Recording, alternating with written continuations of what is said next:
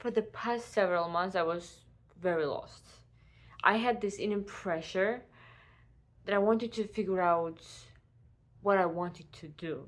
And the reason I got lost in the first place was that coming to America and not having a job opened many opportunities for me. I got involved in many things apart from the data science, which is my main profession.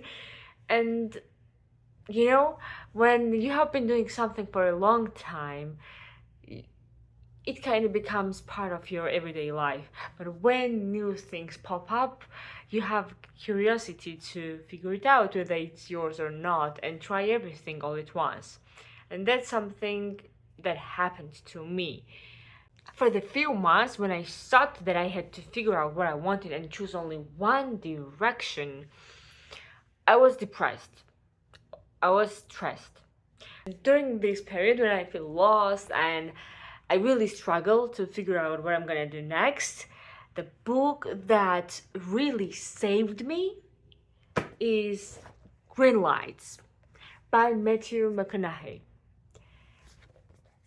This man, of course, we know that he's one of the greatest actors, but I had no idea that he was an amazing writer. The most interesting part for me was that we see him as a successful actor today, right? But he was completely lost during his early childhood, early years, during the high school, university life. But this man never stopped exploring.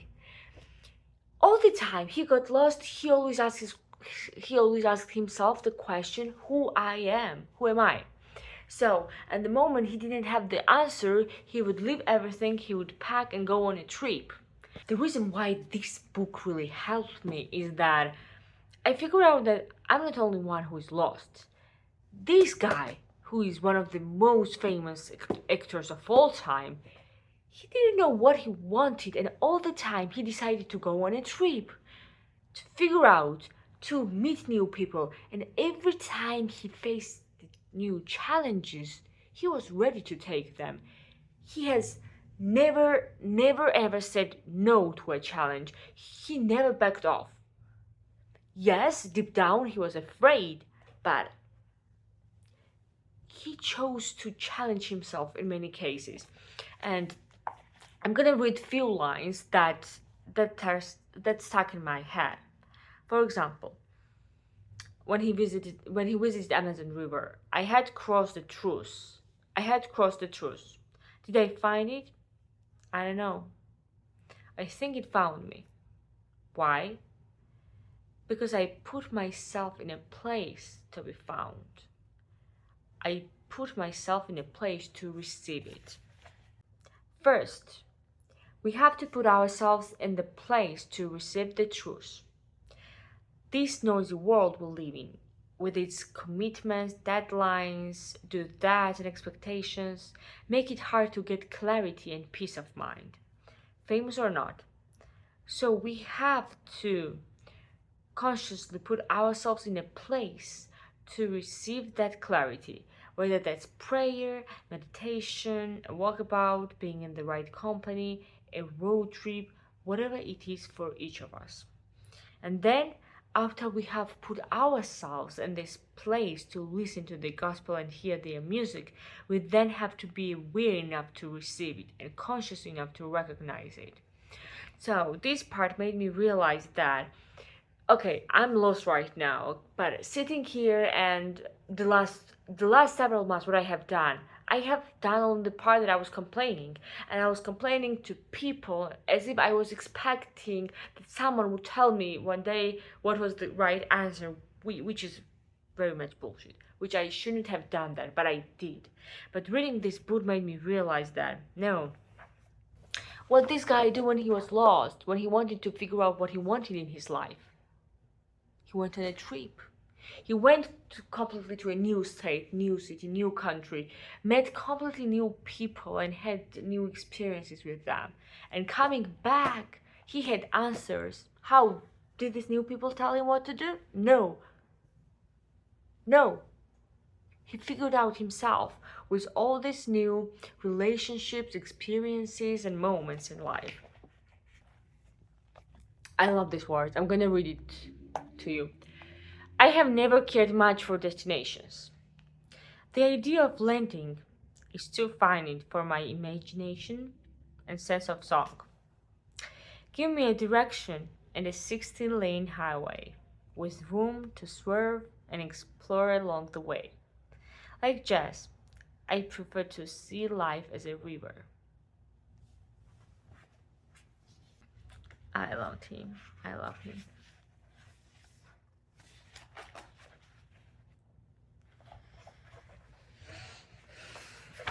Right. And then he had another dream, and this time he went to Africa and lived with a tribe for 20 days or more and lived the way this tribe lived. I can't imagine how it's like to change your everyday habits, routine, everything, and adapt to a completely new culture. That's amazing. And he even faced some challenge there, and this is the word that I have highlighted. I have highlighted in the book because I really love these words. It's not about win or lose. It's about, do you accept the challenge? And when you did that, you already won. So sometimes we are so afraid of losing that we won't accept the challenge. We're looking for a safe path. So if I know 100% sure that I'm gonna win this challenge, then I'm gonna go for it. Otherwise, not. But this changed a lot of things. So if there is a challenge, so the key things from the book, which I think are here in my mind, is that seek for challenges, seek for hardships, seek for difficulties. That's what makes us better. That's what makes us as a courageous person. And he did that. Reading this book made me realize that Matthew explored throughout his life. At every stage of his life, he would ask himself, who am I? What I want to do. And in case he didn't have the answer, he would go on a trip, he would explore, he would visit another countries, he would make new friends, he would challenge himself. And through that, he would figure it out on his own. Well, what I've been doing for the past several months, I've been complaining and looking for answers from other people. Not myself, but from other people. But sitting in this room won't get me answers. So you know what? I have come up with this decision I'm gonna borrow this idea from him. I wanna go on a trip alone. I have a car. I do. I have a car, and I want to go on a road trip alone. And I'm not gonna go for something where I will know that I'm gonna win. Even if I accept the challenge, I'm gonna count it as my win. It's been a long time since I've been challenged, so I gotta figure it out what to do to challenge myself. But other than that, thank you, Matthew. Thank you for giving me opportunity to live your life. See you in the next episode.